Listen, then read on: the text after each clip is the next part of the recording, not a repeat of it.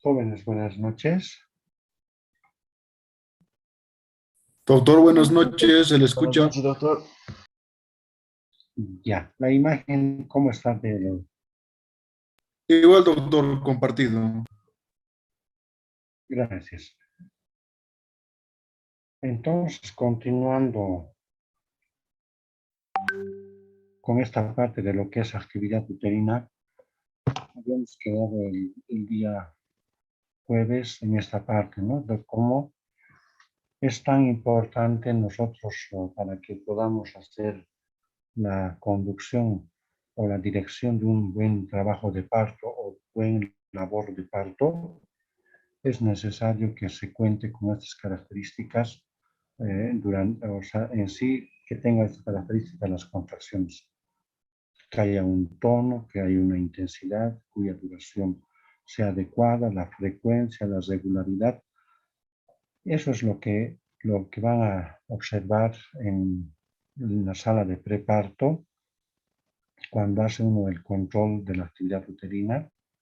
Y cuando uno se constata que no hay una buena actividad, no hay regularidad, no hay una buena intensidad, no es frecuente, lo que hacemos es conducir a la paciente. Y por eso que les mencionaba que cada uno de estos términos que les he mencionado tienen que aplicarlo y darse cuenta por qué están haciendo la conducción y a cuántas gotas se está haciendo y en qué tiempo ha tenido respuesta. Y dentro de eso, entonces nosotros conseguimos este tipo de actividad. Una actividad uterina que no es más que ese trabajo útil. Esa es, en conclusión, entonces va a ser esa energía necesaria para el trabajo de parto, como el producto de la intensidad o la frecuencia de las contracciones, y esto expresado en milímetros de mercurio en 10 minutos. Entonces, eso vendría a ser lo que es actividad uterina. Y las mismas pueden ser expresadas en unidades Montevideo o en unidades Alejandría. Unidades Montevideo, ¿qué maneja? Maneja lo que es el número de contracciones en 10 minutos por la intensidad de las contracciones en milímetros de mercurio.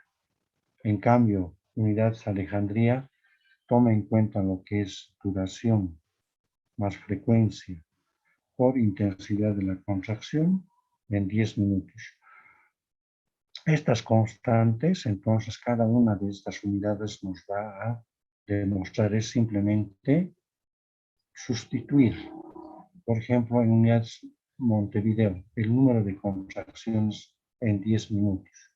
Entonces nos vamos a dar cuenta de que al hacer el control de la actividad uterina colocando la palma de la mano sobre el abdomen o el vientre materno y sin observar la cara de la paciente, vale decir, sin tomar en cuenta los gestos, nos vamos a dar cuenta en qué momento está empezando a ponerse duro, ¿no? En 10 minutos. Y esto ya por la intensidad de las contracciones. ¿A cuánto ha llegado? Esto expresada en milímetros de mercurio. Y así entonces, como unidades Alejandría, duración, ¿cuánto dura cada contracción? Más frecuencia, ¿cuánto en 10 minutos? Entonces, por la intensidad de la contracción. Así de esta forma, entonces tenemos cada una de las unidades expresando la actividad uterina. Lo que les mencionaba, los esfuerzos de pujos. ¿En qué momento se va a venir esta característica? No viene en cualquier periodo, sino es en el periodo expulsivo y estos van a reforzar la propulsión fetal acompañada por las contracciones del útero. Hay pujos espontáneos. Causa una breve y rápida elevación de la presión abdominal, la que se transmite a través de la pared uterina y se suma a la presión ejercida por el miometrio para elevar la presión intrauterina. El deseo imperioso de pujar aparece normalmente cuando la dilatación cervical es completa. No es conveniente que la madre puje mientras la dilatación cervical no se ha completado. Nosotros nos vamos a dar cuenta que en consultorio externo hay pacientes que vienen con esa sensación de ir al baño, con esa sensación de pujar, con esa sensación de hacer fuerza. Y en ese momento, inmediatamente preguntamos desde qué hora le está doliendo. Si en este momento está ingresando nuestra paciente, lo que hacemos es preguntarle y nos indica desde esta mañana y por el tiempo transcurrido, por la característica de las contracciones que está presentando, a veces ya no da tiempo ni a colocar en la mesa de examen, sino directamente a sala de partos. Por eso que es muy importante que nosotros nos demos cuenta sus características, cómo está llegando la paciente. Y al mismo tiempo es necesario que nosotros sepamos hacer tacto y darnos cuenta a través de ello si hay dilatación completa o falta todavía. Si la paciente puja antes de que haya dilatación completa, puede haber desgarro del cuello y la misma van a ser sangrantes y que va a perjudicar lo que tenía que terminar sin complicación alguna. Tenemos pujos dirigidos. Algunas veces nosotros, o vale decir la persona que está atendiendo, estimula y a razón de ese estímulo va a haber contracción.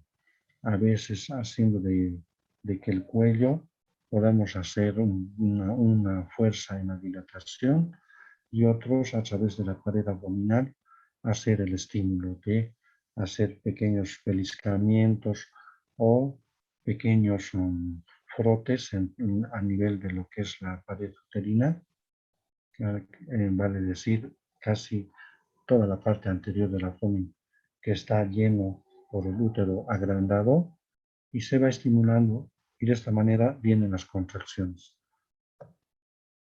Y cada una de estas contracciones tienen funciones, y como también del parto. ¿Y cuáles van a ser sus funciones? Preparación del canal del parto. Entonces las contracciones del útero preparan el canal del parto, haciendo que la presentación vaya descendiendo. Otra de las funciones, propulsión del feto. Las contracciones del útero y los pujos propulsan al feto, haciendo avanzar por el canal del parto hasta la expulsión.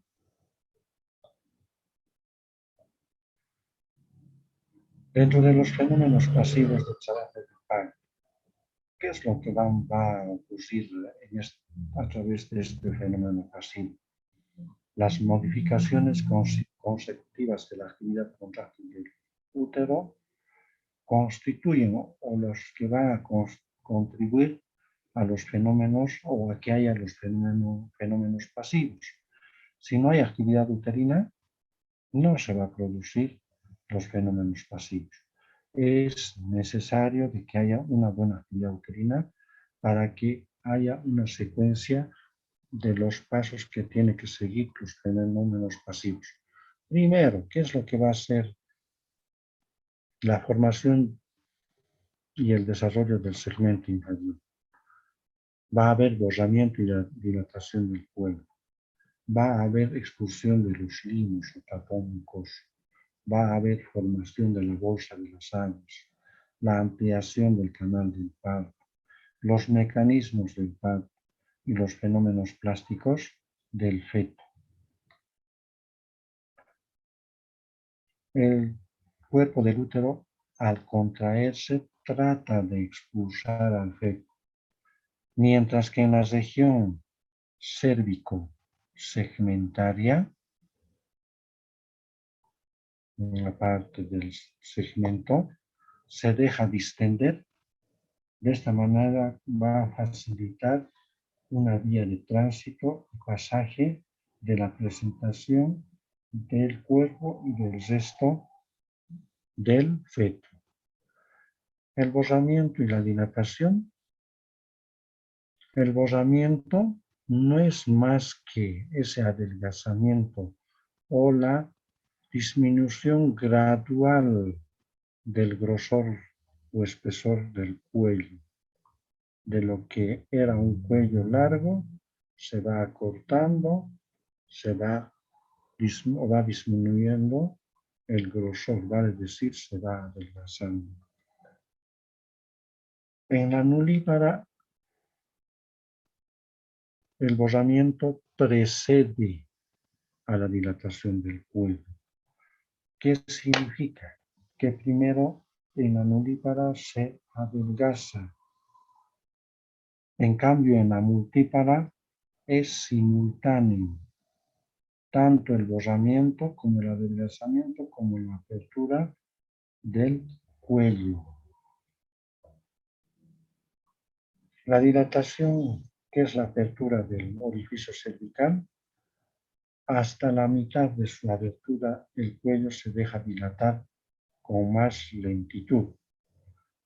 Vale decir, en las primis, cada centímetro de dilatación corresponde a 2 horas, hasta dilatación 5, como menciona, hasta la mitad de su apertura o abertura del cuello. Y a partir de 5 centímetros, cada centímetro de dilatación tarda 1 hora, haciéndolo entonces de que desde 5 para arriba, vale decir 6, 7, 8, 9, 10, tarda en cada centímetro 1 hora, más o menos 5 horas. En cambio, desde dilatación 1 hasta dilatación 5, por cada centímetro tarda 2 horas. Si es que llega a 5, va a tardar aproximadamente unas 10 horas. Y haciendo la suma con de 5 para arriba, entonces haciendo un total de 15 horas. Causas de la dilatación. Entonces, por la presión de las fibras longitudinales del glúteo, por la presión que ejerce la bolsa de las aguas y el polo fetal. Entonces, como consecuencia de ello, se va a producir la dilatación. Hasta 5 centímetros muy lento y desde los 5 centímetros para arriba, vale decir hasta los 10, se hace más rápido. La expulsión de los limos o tapón mucoso como función de los fenómenos pasivos. Nos referimos a esa pérdida de una sustancia mucosa de aspecto eslumbroso, a veces o la mayoría de las veces con estrías sanguinolentas, que durante el embarazo ocupaba el cervix y con el inicio de la dilatación se desprende. Entonces, de esta forma se va a producir la eliminación de los limos o tapón mucoso. Igualmente, como fenómeno pasivo, las contracciones del útero van a actuar sobre el polo inferior del feto. Vale decir, como es la más frecuente el polo cefálico del feto. Despegándolo y haciéndolo deslizar hacia abajo, por lo que se insinúa en el cuello. Por elasticidad, todo en sí, entonces las membranas y por distensión a nivel del segmento. La bolsa de las aguas está constituida entonces por el amnios por dentro y el corium por fuera.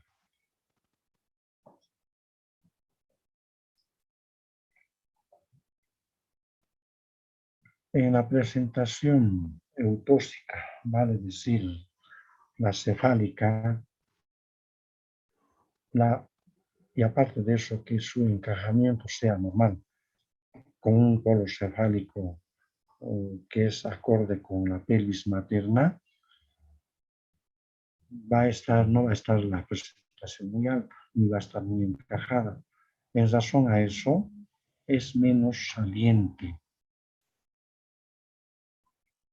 Es plana o ligeramente convexa. En cambio, en mala oclusión de la pelvis, en presentaciones cefálicas o productos cefálicos grandes, tiene mala oclusión, no va a ocluir la presentación a la pelvis y bien en razón a ello se va a producir mayor pasaje del líquido a la bolsa, dando la forma cilíndrica, piriforme o en reloj de arena. Y cuando viene una contracción, uno cuando está haciendo tacto puede romperse. Y cada una de los fenómenos pasivos tiene funciones. La más importante, que es necesario que aclaremos, la función de la bolsa de las aguas. No es nomás de romper precozmente, o es que se ha roto precozmente las membranas. Nos va a servir o va a servir como cuña y va a favorecer el borramiento y la dilatación. Protege al feto de las contracciones del útero. Al mismo tiempo, le va a servir como una barrera de protección contra el ascenso de gérmenes. Cuanto más tiempo estén las bolsas rotas, cuanto más está predispuesta a una infección. Cuando el desarrollo del parto es normal, entonces la bolsa de las aguas se rompe al final del periodo de la dilatación. Y eso ocurre espontáneamente. Si es que se ha roto de manera anticipada, es por algo. No se olviden, jóvenes, por algo. Y ese algo puede ser que haya una desproporción cefalopélvica, o haya una mala rotación, o está muy inclinada. Y todo ello entonces nos está orientando en que hay que tener cuidado en el diagnóstico y la conducta respectivamente. Ahora, de acuerdo a los momentos en que ocurre la rotura de las membranas, ¿en qué momento se rompe? Antes de una dilatación completa o cuando está la dilatación completa. Cada una de esas instancias, en caso de romperse las membranas, va a cambiar de denominativo. Entonces, en razón a ello tenemos la rotura prematura, que es un tema exclusivo de rotura prematura de membranas. Se refiere al comienzo, antes del comienzo del trabajo de parto. ¿Qué significa? Que por lo menos una hora antes de que inicie el trabajo de parto, se van a romper las membranas. Y a eso se califica como rotura prematura de membranas. El otro denominativo, rotura de las membranas, se produce durante el embarazo por no estar constituida la bolsa de los años. Una rotura precoz, vamos a llamar rotura precoz, durante el periodo de dilatación, antes de que se haya completado precoz. Entonces, jóvenes, antes de que la dilatación ha completado. Rotura tempestiva y oportuna, cuando el cuello se haya totalmente dilatado. Ya, entonces, con una dilatación completa y se ha producido la rotura de membranas, hablamos de rotura tempestiva. Y la rotura tardía, después de la dilatación completa, a veces en pleno periodo expulsivo. Rotura alta, cuando la rotura de membranas se efectúa por encima del área cervical.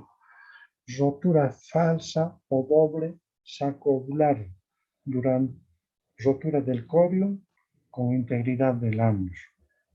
Entonces, significa que se ha roto una de las membranas o una de las capas. Y por tanto, el derrame de líquido va a ser escaso. La rotura espontánea, cuando se produce por sí sola la rotura de membranas.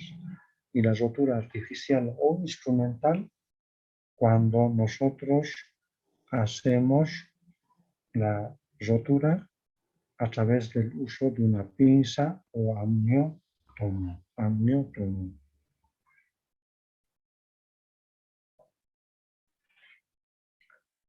El líquido amniótico, ya adelantándoles a los que están haciendo práctica, puede durante el trabajo de parto, algunas veces puede ocurrir la rotura de membranas y nos damos cuenta que su coloración es blanquecina, es transparente, es sanguinolento o es directamente sangre. Cada uno de esas instancias o momentos nos va a servir para hacer un diagnóstico. En la parte de tocar la característica del líquido amniótico, notamos algunas características, como ser cuando el líquido amniótico se colorea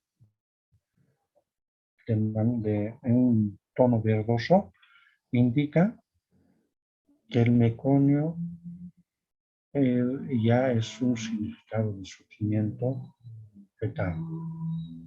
Los grumos negro-verdosos de meconio o un meconio espeso son advertencia de hipoxia fetal, en ausencia pero de la presentación de nalgas. O la compresión puede, si esta presentación nalgas, podemos observar meconio. Para evitar ello, lo que nosotros tenemos que hacer es siempre un buen tacto.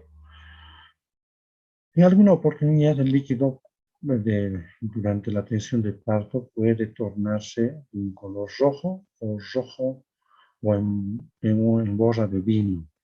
Es signo de lo que el feto está muerto. Y eso ocurrió hace muchas horas o días.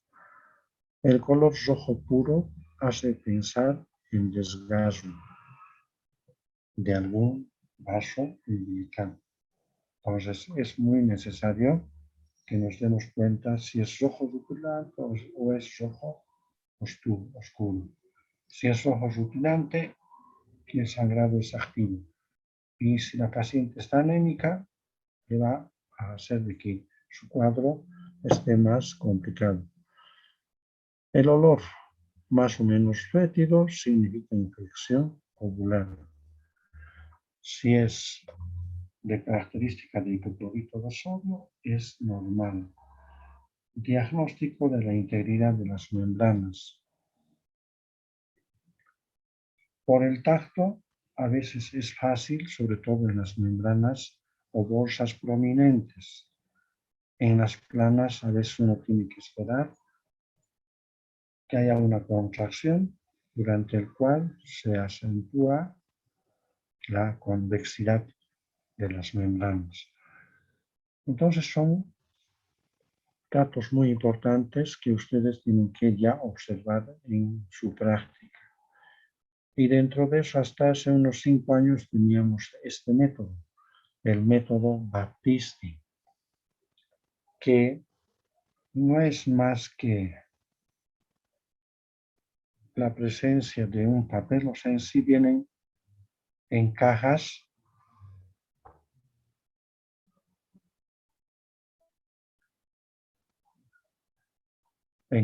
donde hay tiras que son de papel de nitracina con 6 coloraciones.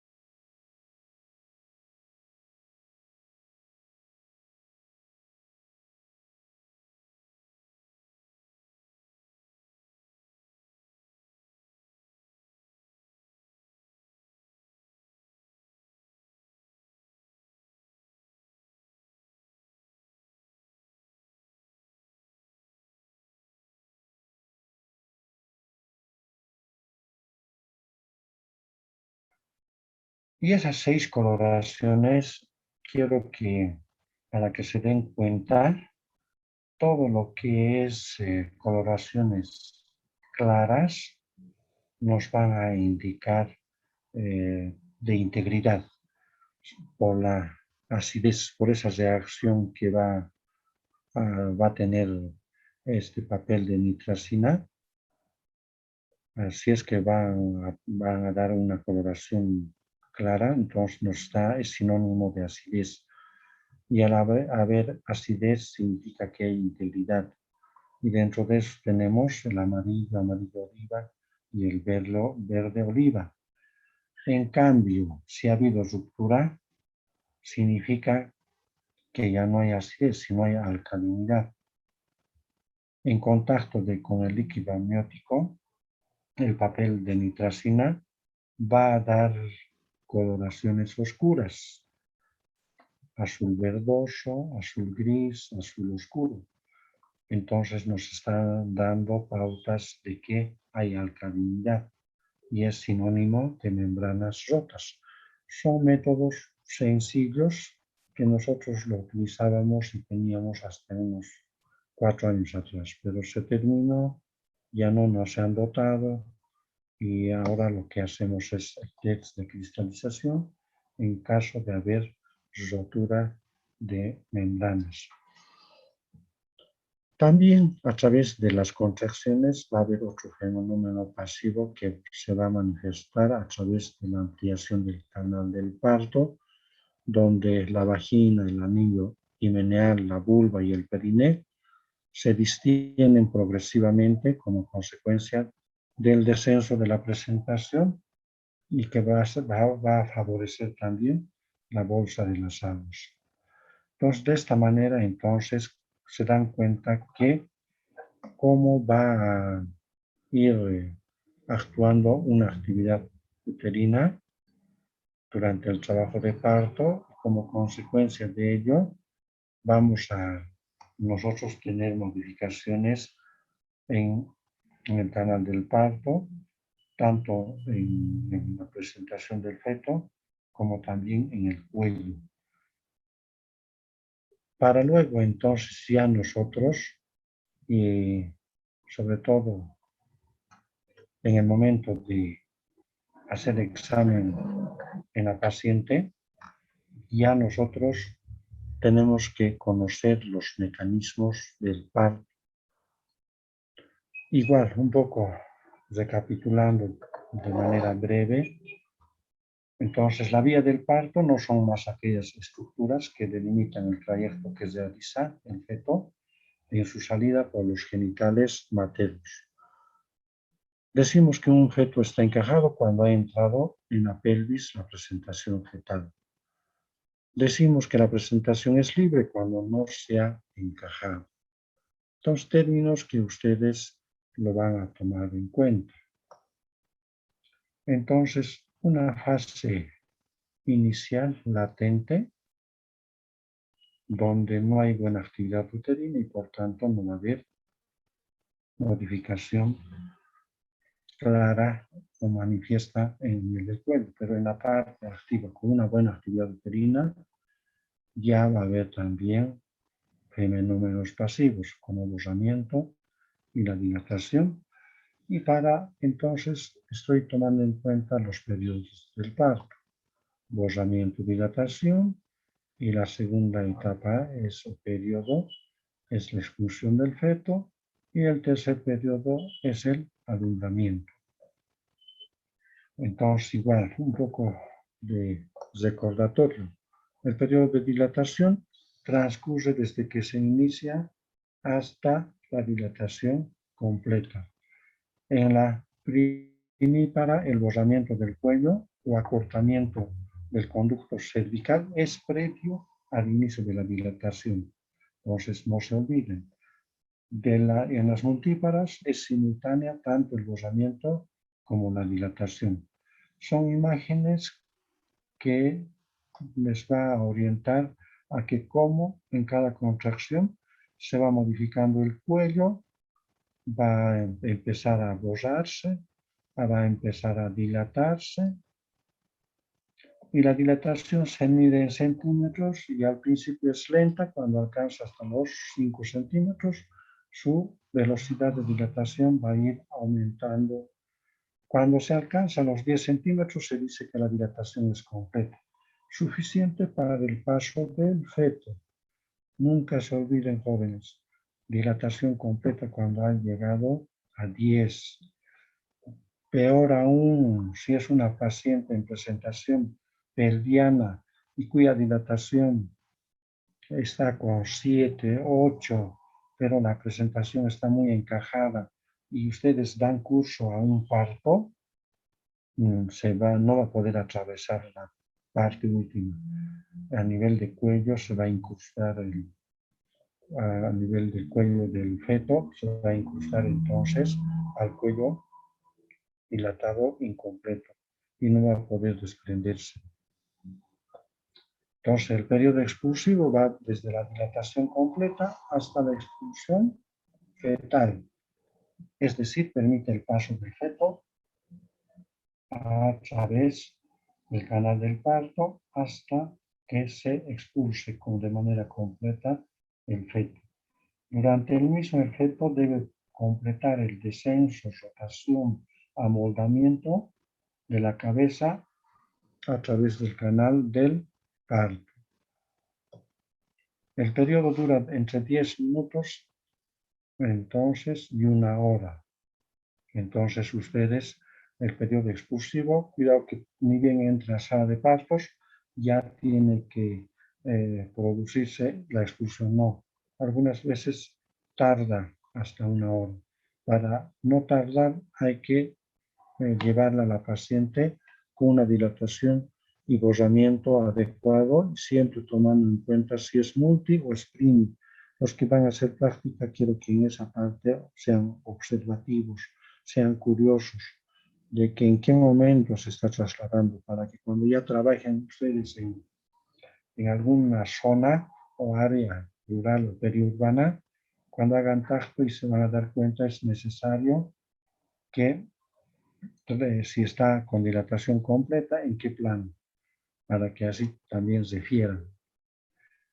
Porque a una paciente que la refieran con dilatación completa y cuya presentación ya está por desprenderse a través del perine, no van a referirla, lo que tienen que hacer es atenderla y para el alumbramiento podemos referirla o directamente atenderle el alumbramiento más. Pero si tenemos duda es mejor referirla para que tengamos precaución en la complicación posterior al parto. Cuando está a punto de salir la cabeza, se valora si el perine es elástico y es posible no realizar episiotomía o hay que realizarla para evitar un desgaste. Eso es dependiendo a las políticas de cada servicio, porque hay servicios donde ya no hacen la episiotomía, como el Ministerio de Salud. En uno de sus artículos indica que es una agresión contra la integridad física de la mujer. Por tanto, la paciente debe autorizar realizar este procedimiento. En nuestro servicio no lo hacemos, pero ustedes cuando ya estén trabajando, elaboren un consentimiento respecto a la episiotomía y también aclarando si no se hace podría terminar en un desgarro del cuello. Entonces son imágenes que se van a ir familiarizando para que ustedes en el momento de la atención de parto lo tengan presente. En este momento, en una paciente PRIM se puede trasladar a sala de partos, ¿ya? Cuando ya se está observando a través de lo que es el introito vaginal, los pelitos de la cabeza del feto. En esto, si es multi, ya no, atenderla en el lugar, ya no se puede trasladar a sala de partos, porque en la camilla o en la silla de ruedas se va a producir el parto. Entonces, una forma de poder proteger el perine y antes de que se produzca el desprendimiento del polo cefálico, se debe infiltrar silocaína al 2%, más o menos 10 ml, para hacer la episiotomía correspondiente y culminar con la episorragia. Entonces son momentos que se debe seguir durante la tensión de parto. Como la mano derecha protege el perine, la mano izquierda agarra el polo cefálico, al mismo tiempo que va a permitir una rotación para que nosotros permitamos que los hombros se encajen a la parte anterior y a la parte posterior y no se estén enclavando. Entonces, como están observando acá, el que está atendiendo está ya desprendiendo uno de los hombros, previa episiotomía. Así, de esta forma, entonces, los pasos que va a seguir, nosotros vamos a seguir en la función de parto. El periodo de alumbramiento o periodo de expulsión de la placenta es continuación a la salida del feto. Como máximo debe tardar media hora, superior a ello siempre y cuando no esté sangrando la paciente en este periodo. Si está sangrando la paciente y que nos indique que el lunes no más voy a venir, ¿no es cierto? Entonces no es cierto? Es necesario que en las atenciones, sobre todo en los partos domiciliarios, hay que tomarlas como una expulsión completa de placenta, cada una de ellas, porque no hemos verificado para que nosotros hagamos la revisión de calidad, no hemos verificado, pero nosotros para que no estemos teniéndola a la paciente con la placenta dentro más tiempo, su máximo es de media hora. En algunas oportunidades, la placenta puede estar adherida y estar sangrando, tenemos que hacer la extracción manual, introduciendo toda la mano a cavidad uterina y retirar a manera de cortapapel la placenta y posteriormente realizar la revisión para evitar que queden restos. Entonces son los pasos que se siguen en el alumbramiento activo.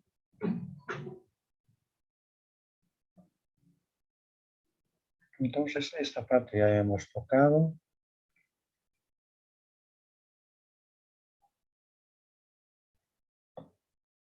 Y también quiero que de una vez que terminemos lo que es presentación cefálica pelviana, lo que voy a hacer es presentarles lo que se hace en el servicio, la monitorización fetal.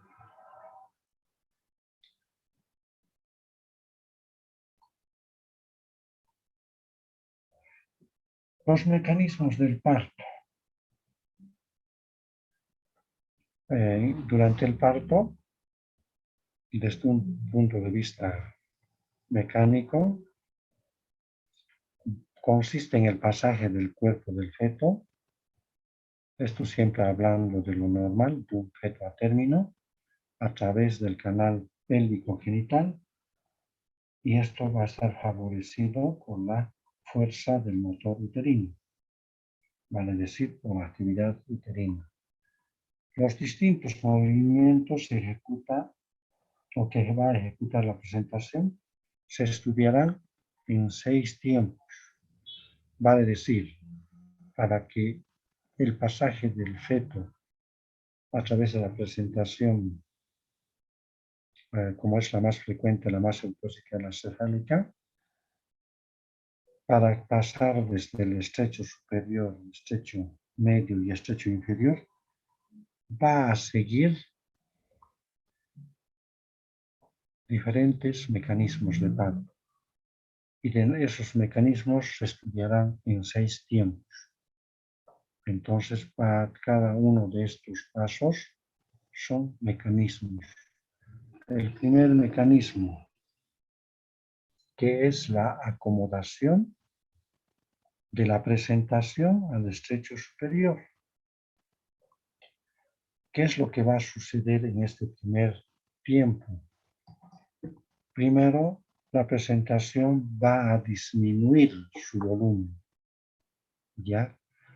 Sobre todo en las presentaciones maleables, El de nalgas se logra por el apelotonamiento del polo fetal. Entonces nosotros tenemos que hacer que se logre el apelotonamiento en las presentaciones maleables de nalgas. Entonces, por favor, para que se produzca este primer tiempo y ustedes no se compliquen, que se produzca el apelotonamiento. Cuando es menos maleable, ¿qué es lo que va a ocurrir? Se consigue por el modelado. En este caso, en el polo cefálico, por el modelado, donde va a haber una orientación, ya una orientación adecuada. Y al mismo tiempo va a haber reducción de sus diámetros, va a disminuir los diámetros. Vean, va a haber de esta orientación, en esta orientación, sus diámetros van a estar agrandados. Al haber una cierta flexión donde el mentón del feto llegue a tener contacto con el mango esternal, ese diámetro va a reducir. En el segundo tiempo, que es el descenso o encajamiento, va a corresponder al momento en que las circunferencias máximas de la presentación franquea el estrecho superior para luego penetrar y seguir de manera progresiva en el canal pelviano impulsada por el motor uterino, y la misma va a seguir dos inclinaciones o simetrías, el sinclitismo o asinclitismo, y acentuando la flexión. Este diagnóstico lo vamos a hacer a través de la palpación y el tacto. Entonces, la orientación y la reducción consecutiva de la presentación para permitir el pasaje del mismo a través del canal del parto y producirse el siguiente mecanismo, que es la rotación o tercer tiempo o rotación interna de la presentación. Rotación intrapélvica de la presentación o rotación interna. ¿Qué es lo que se va a producir? Donde la presentación desciende en el interior del canal de la pelvis, conservando la orientación inicial que había adoptado en el estrecho superior, hasta llegar a la proximidad del estrecho inferior.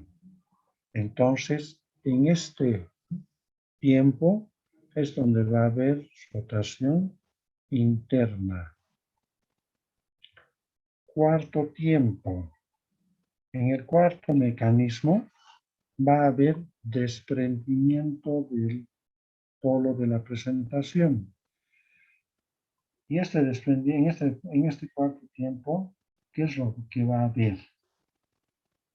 Primero comprende el tiempo en que el plano máximo de la presentación franquea el estrecho inferior. En este cuarto tiempo, va a haber participación de la parte ósea, la progresión por hiperflexión, el desprendimiento por deflexión. Entonces, vean cómo va a acomodarse. Después de ello, entonces, va a haber desprendimiento del polo cefálico. Una vez ya exteriorizada el polo cefálico, viene el quinto tiempo. Esto ya es de manejo externo, que no es más que la rotación externa de la cabeza.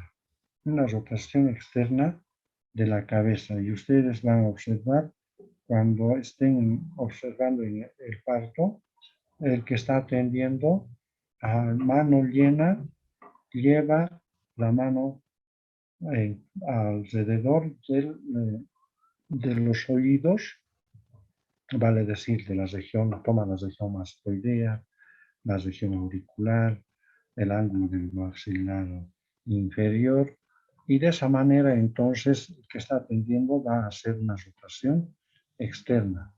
Esto ya una vez que está fuera de los genitales. Entonces la cabeza ejecuta un movimiento de rotación externa que conduce el occipital hacia el lado primitivo del mecanismo del parto, de tal manera que si la posición era izquierda, rotamos hacia el lado izquierdo. Si en su maniobra de Leopoldo ustedes determinan que el dorso es izquierdo, entonces nosotros tenemos que restituir hacia el lado izquierdo. De esa manera, entonces nosotros vamos a permitir que los hombros se desprendan con facilidad.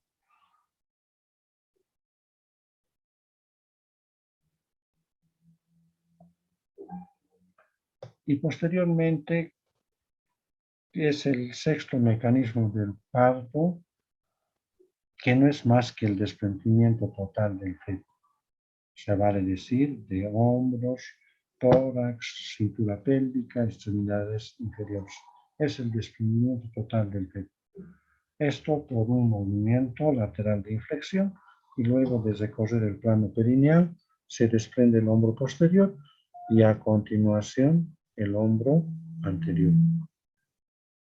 Y posterior a ello el tronco se expulsa con rapidez colocándose el diámetro bicocantero en el diámetro anteroposterior pelviano y se desprenden entonces las nalgas y el resto del cuerpo. Entonces, si no hubiera rotación externa, no se acomodaría adecuadamente los hombros del feto y no hubiera un desprendimiento.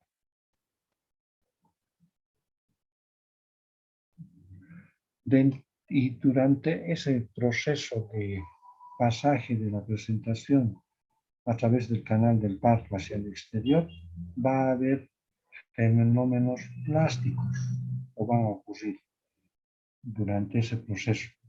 Y esos fenómenos plásticos no son más que aquellas deformaciones que va a sufrir el feto y en especial la presentación durante su pasaje por el canal pelvigenital. A nivel de la cabeza, verdaderos cambios de forma. Ustedes han debido escuchar la formación de pseudohematomas, los famosos caput. Entonces, es lo que va a hacer esos fenómenos va a ocurrir durante el pasaje del canal del parto. Y también es necesario que ustedes lo tomen en cuenta cuando estén haciendo tacto. Llagas, paludismo, ya estudiado, varicela, parotiditis, varicela y cólera me falta. ¿Qué? Jóvenes, por favor, su audio. 36. Ya. 33.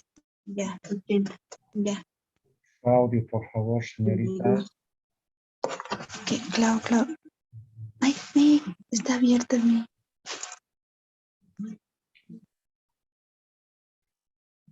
Jóvenes, como nos damos cuenta, ¿no? De que creo que el interés es de las clases a todas las materias, pero quiero que se den cuenta que estos pasos resumidos que les estoy detallando les va a facilitar en su práctica, pero si lo van en el momento están revisando otros temas, lo dejan encendidos sus celulares, sus audios así abiertos, aparte de perjudicarnos, nos damos cuenta que no se está aprovechando.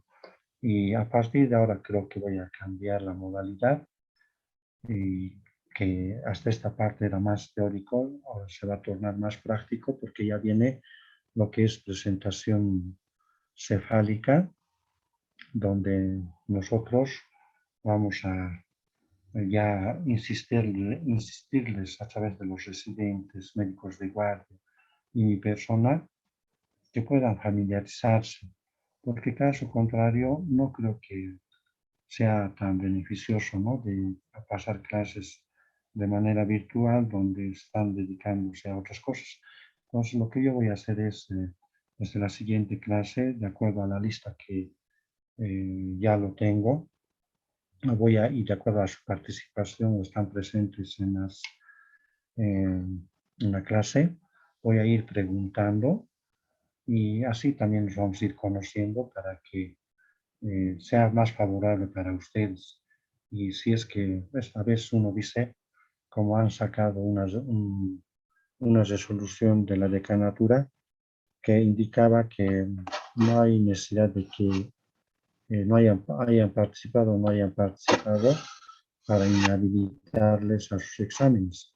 Entonces mejor sería que los que quieren participar, participen y los que no, y no, tampoco quisiéramos que nos perjudiquen y se perjudican al mismo tiempo a hacer los trabajos, pues no participar. Igual vamos a tomar 50 nomás en el examen, jóvenes.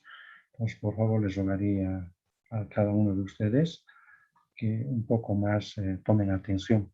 Y si no, entonces, pero no nos perjudica. Y a uno le molesta, ¿no? De que mientras uno está queriendo indicar una cosa y están en otros temas, ¿no? Y de manera resumida, también la presentación cefálica, cuando ya hablemos el día miércoles, se va a indicar siempre que es muy favorable el pronóstico, las de presentación de vértices, sobre todo en la presentación cefálica, variedad vértice, porque la de bregma, la de frente, la de cara, son presentaciones cefálicas, pero distóxicas que van a prolongar el periodo expulsivo y van a hacer de que ocurra cualquier complicación durante ese proceso y como consecuencia de ello, la única intención de la práctica o de la materia y de su práctica es de que tomen conciencia de que cada recién nacido nazca con ninguna discapacidad, que nazca sano, sana, que durante su periodo de trabajo o desenvolvimiento como personal de salud, ustedes digan al final de ya antes de jubilarse, yo no he tenido ninguna complicación, he cumplido con mi deber y debo jubilarme, ¿no? Y eso va a pasar después de muchos años. Y en estas presentaciones, también de manera general en las cefálicas y en las multis, entonces la evolución es espontánea y va a ser, como hay antecedentes de que ha habido parto, su pronóstico va a ser favorable. Y eso también tómenlo en cuenta. Las variedades anteriores son de mejor pronóstico. Solo el 2% de aplicaciones se llega al uso del forceps. Pero yo forceps desecho rotundamente y también no está incluido dentro de nuestra temática porque es un procedimiento muy agresivo que causa y puede causar daño cerebral, lesiones a nivel del polo cefálico, cara y así sucesivamente. Entonces, para evitar ello, ya no se toca, porque a nosotros nos enseñaron, pero no quisiera. Si tuvieran vacuum a mi lado, utilizaría el vacuum. Entonces, jóvenes, aquí termina esta clase. Entonces, el día miércoles entramos ya a todo lo que es presentación cefálica. Que les vaya bien. Buenas noches. Hasta el miércoles, doctor. Hasta luego, doctor. Hasta luego. Hasta luego, doctor.